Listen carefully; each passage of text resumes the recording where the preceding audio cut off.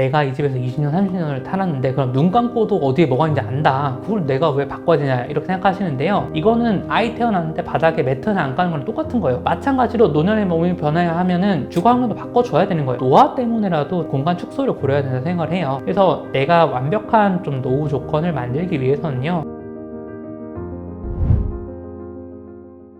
안녕하세요. 저는 데이터로 사람과 사회를 읽는 박한슬 약사라고 합니다. 꼭 약국이나 보건의료 현장에서 일하는 분들이 아니라도요, 어르신들이 겪는 노화와 돌봄의 문제를 자주 마주하시는 분들이 많을 것 같아요. 정말 정겹게 인사를 나눴던 동네 어르신이 어느 순간부터 왜 요즘 잘 안 보이시지? 이런 경우들이 있는데, 수소문에 보면 집중팔구는 넘어져서 와병 중이시거나 와병 상태에서 좀 돌봐줄 분들이 없으니까 요양병원 같은 데 입원하시는 그런 경우가 되게 많거든요. 과연 저분들은 평생 일군 자기의 집을 저렇게 갑작스럽게 떠나고 싶으셨을까? 하는 그런 생각이 들더라고요. 사실 이걸 좀 더 직접적으로 제가 느끼게 된 게, 저희 할머니도 몇 년 전에 크게 넘어지셔서 한번 다치셨거든요. 근데 그때 병문안 갈 때마다 나는 빨리 집에 가고 싶다, 여기 있고 싶지 않다, 그런 말씀을 정말 많이 하셨어요. 어르신들이 어떤 점에서 좀 어려움을 겪는지, 요양병원에 대한 분노라든지 불안이 큰지, 이런 것들을 좀 그때 깨닫게 됐어요. 근데 이게 저는 단순히 뭐 개인이 운이 나빠서 그런 게 아니라 우리 사회에 좀 왜곡된 돌봄 구조, 무방비한 노후 준비가 만들어낸 결과라고 생각을 해요. 그래서 관련 내용을 좀 조목 짚어보는 책을 올해 준비를 했고요. 그런 얘기 나눠보고 싶어서 이렇게 준비를 해봤습니다. 누구나 자기가 평생을 갖고 온 좀 익숙한 집에서 사랑하는 가족들의 온기를 느끼면서 평안하게 생을 마무리하고 싶다. 이게 정말 모두가 바라는 인종이라고 생각을 하는데, 지금 우리나라 한국에서는 내 집에서 나인다는 게 상당한 수준의 경제적 부를 정말 축적을 해주셨거나 아니면 정말 엄청난 행운이 따라주지 않은 이상은 불가능에 가까운 일종의 특권적인 일이 되어버렸어요. 근데 왜 그러냐면 크게 두 가지 이유가 있습니다. 첫 번째 이유는 우리 가족 구조가 변화하면서 돌봄 인력이 증발했다는 게 가장 큰 겁니다. 그래서 예전에 뭐 70년대, 80년대 그럴 때는 이제 한 지붕 안에서 3대가 모여 사는 게 흔했고, 할아버지나 할머니가 연로해서 자리에 누우시면 여성 가족 구성원들이 집안에서 전업으로 그 돌봄을 수행을 했잖아요. 근데 지금은 어떨까요? 1인 가구가 전체 가구의 30% 넘을 정도로 정말 초핵가족화 시대라고 할 수가 있거든요. 맞벌이를 하지 않으면 생존할 수 없는 시대가 됐습니다. 그런데 만약 연로하신 부모님이 넘어지셔서 다쳤다, 거동을 못 하신다, 그러면 낮 시간 돌봐줄 사람이 없는 거예요. 그러면 내 집에서 나이 들고 싶어도 나를 안전하게 돌봐줄 인력이 가족 내에 아무도 없는 거예요. 이게 이제 인력 문제라고 한다면, 두 번째 이유는 경제적 비용 문제입니다. 가족이 돌봐줄 수 없다면 외부에서 간병인이나 요양보호사 같은 이런 분들을 집으로 불러가지고 도움을 받아야 되는데, 지금 기준으로 24시간 입주 간병인을 집에 부르려면 한 달에 최소한 400만 원에서 500만 원 이상의 현금이 고정적으로 지출이 돼야 됩니다. 이게 평범한 중산층 가정 월급을 고스란히 쏟아부어도 감당하기 어려운 금액이잖아요. 그렇다고 뭐 자녀 한 명이 돌봄을 위해서 직장을 그만두게 되면 당장의 간병비는 좀 아낄 수가 있겠지만, 그 자녀는 매달 벌어들일 수 있는 근로소득도 잃어버리고 경력도 끊기고, 결국은 그 자녀가 나중에 노후가 됐을 때는 노후도 문제가 생기는 거죠. 그러니까 끔찍한 좀 노후 돌봄의 늪에 빠진다고 할까요? 그래서 우리나라 노인들은 평생 살아온 내 집에서 살질 못하고 낯선 요양병원 침대 위에서 생의 마지막을 보내는 경우가 많아진 거죠.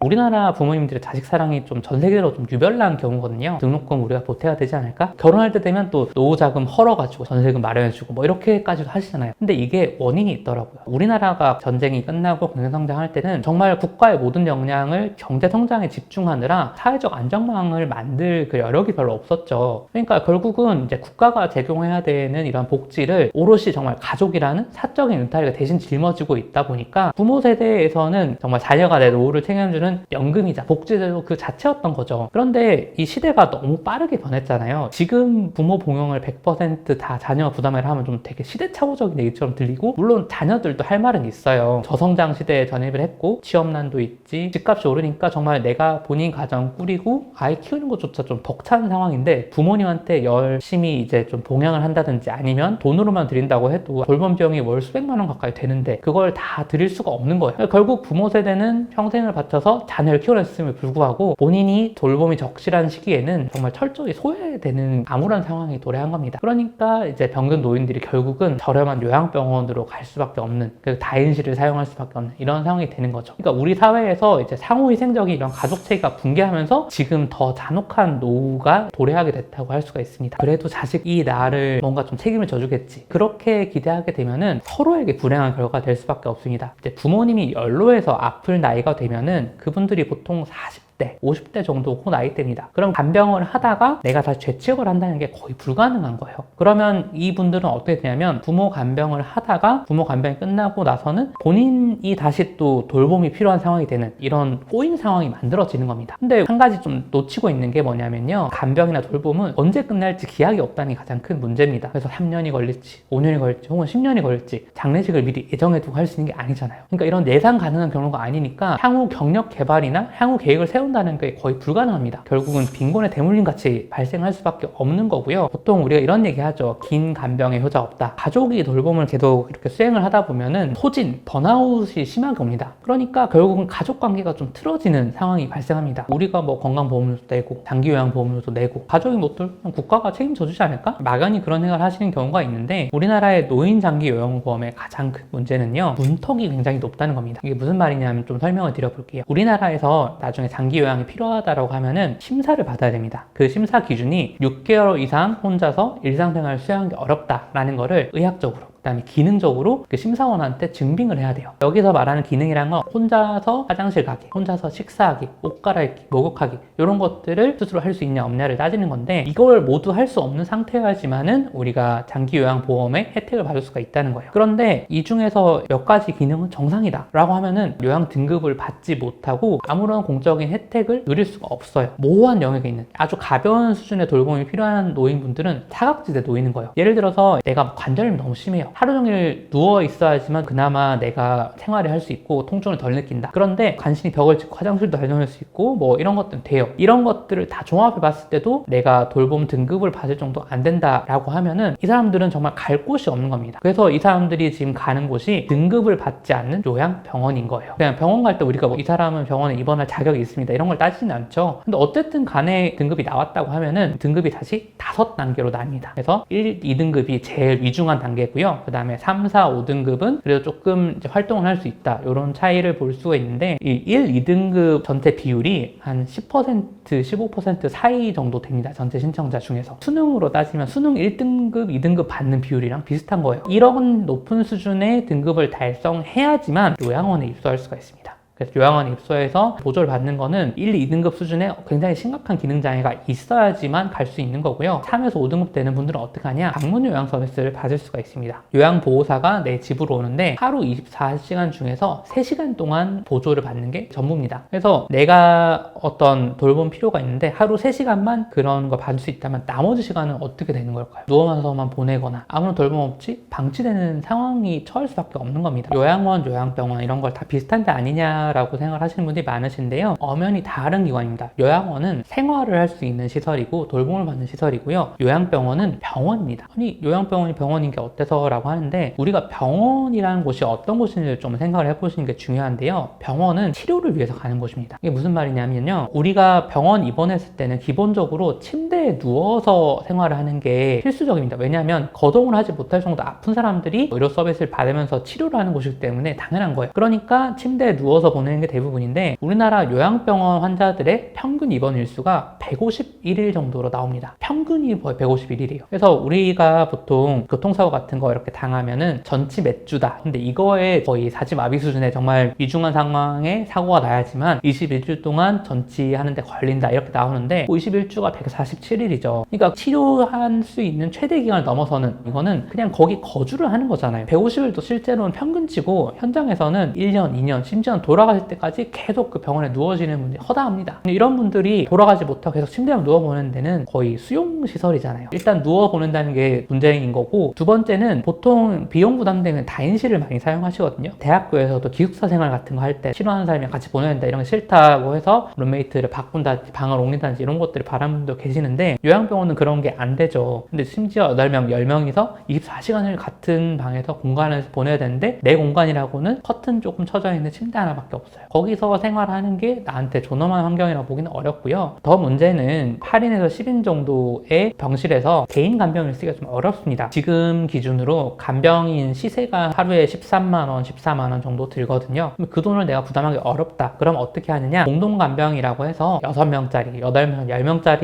이 병실에 간병인 1명을 두고 모든 노인들을 같이 공동으로 공유하는 형태로 간병을 받기도 합니다. 그러면 10명에 누워 계신 노인들을 간병인 1명이 다 다 돌본다는 게 현실적으로 가능할까요? 어렵죠. 그러니까 내가 평생 일궈온 내 집에서 뭐 텔레비전도 편하게 보다가 그 다음에 주방에서 된장찌개 먹고 싶은 날은 된장찌개 먹고 내가 오늘 점심 안 먹고 싶다 그러면 동네 산책하면서 샌드위치 먹고 이런 것들이 정말 불가능한 거죠. 그러니까 요양병원은 집이 아니잖아요. 이런 요양병원에 내몰리지 않기 위해서는 우리가 내 집에서 내가 나이 들 수 있도록 준비를 좀 철저하게 해야 되는데 인식도도 굉장히 낮고 무슨 준비를 해야 되는지도 모르는 분들이 많으세요. 저는 이런 상황이 참 문제적이라고 생각을 해서 집에서 내가 나이 들 수 있는 환경을 만드는 게 정말 중요하다고 생각합니다.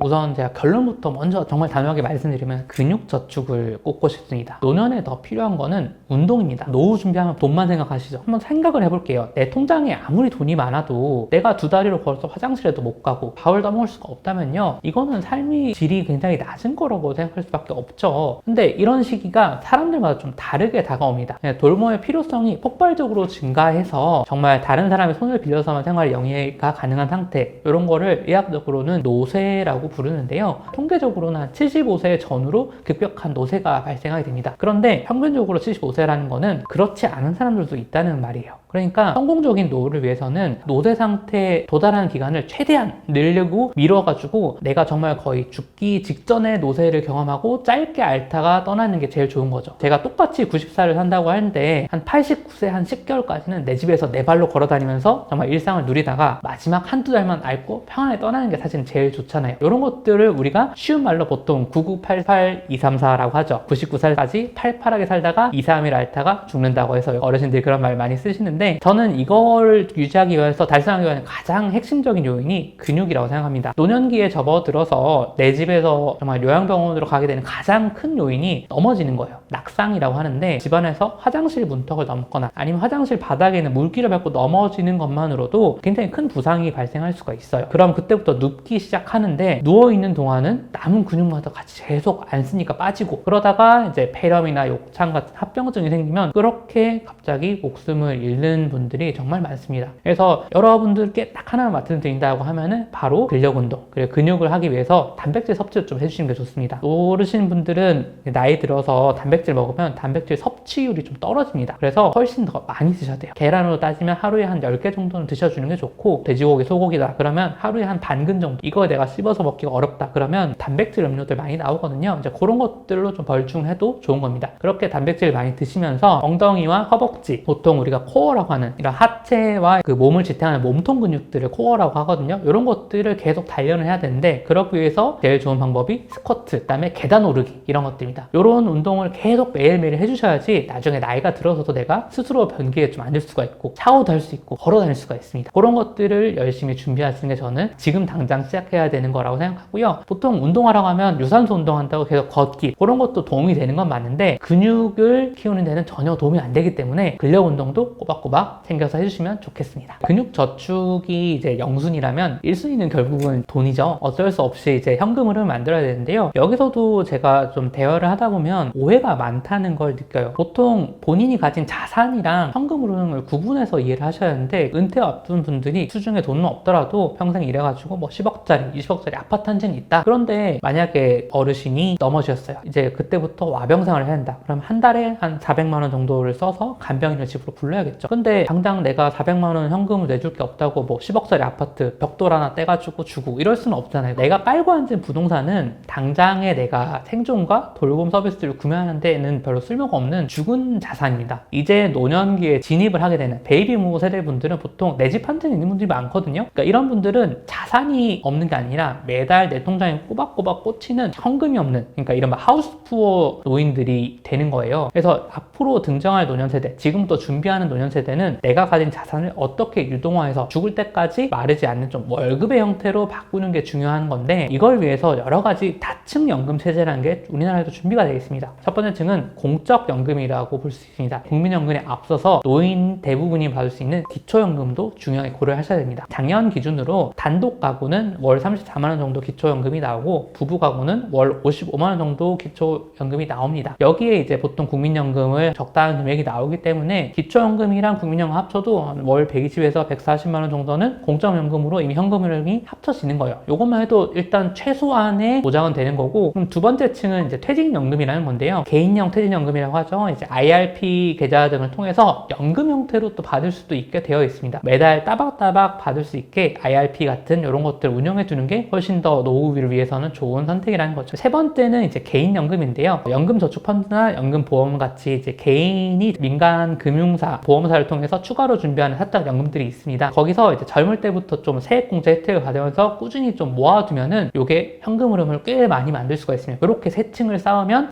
이거 충분히 좀 돈을 벌 수가 있구나. 그리고 이걸로 노후의 현금으로 만들 수 있구나 라고 하는데, 지금 이 얘기 들으시면 화내는 분들이 계실 거예요. 나는 이미 자녀들한테 사교육비 되느라 개인연금 하나도 없고 국민연금 납부액 밖에 없다. 그럼 내가 지금 퇴직연금 받는 걸로 어떻게 생활하냐 하실 수 있는데, 이런 분들도 보통은 집 한 채는 있으시죠. 그래서 이런 분들이 내 집을 유동화할 수 있는 방법이 있습니다. 아까 제가 집에서 벽돌 빼서 돌봄비 줄 거냐 간병비 낼 거냐 했는데, 그렇게 할 수 있게 만들어진 게 주택연금입니다. 주택연금은 쉽게 말해서 내가 평생 살고 있는 내 집을 이제 한국주택금융공사 나라에다 담보로 맡기고 내가 죽을 때까지 그 집에 살면서 집 가격만큼을 거꾸로 매달 돈 조금씩 받아서 현금으로 바꾸는 완벽한 정말 자산 유동화 방법입니다. 내 집 떠나기 싫으시잖아요. 그런 거를 국가가 좀 복지 형태로 보장을 해주는 거고요. 그런데도 아직도 주택은행 가입을 꺼리는 분들이 많습니다. 내가 집 한 채 가지고 있는데 나중에 죽을 때 이걸 자식한테 물려주고 싶다. 또 어떤 분들은 아니 이거 집값 오르면 어떡하냐, 이미 계약을 했는데 내가 집값 올라서 이거 괜히 덜 받는 거 아니냐 라고 생각하시는데, 주택연금은 중도 해지도 가능하고요. 만약에 집값이 올라서 차익이 발생했다, 혹은 내가 그 전체 집값만큼을 덜 쓰고 남은 금액이 있다 이러면 차익을 자녀한테 상속하는 것도 가능합니다. 그러니까 죽을 때까지 그 집에 살면서 그때까지 쓸 돈만 쓰고 나머지는 상속할 수 있으니까 너무 그렇게 염려하실 필요가 없다는 거죠. 자녀한테 현금으로 내가 돌봄이 받는다든지 혹은 자녀를 간병인으로 쓰는 거는 자녀한테 돌봄 부담을 떠넘기는, 돌봄을 상속하는 일이 될 수밖에 없습니다. 그러니까 차라리 내 집으로 내가 필요할 때 요양보호사를 부르고 필요하면 사적인 간병 서비스를 당당하게 내가 쓸 수 있도록 미리 유동화도 한번 고민을 해보시는 게 좋을 것 같습니다.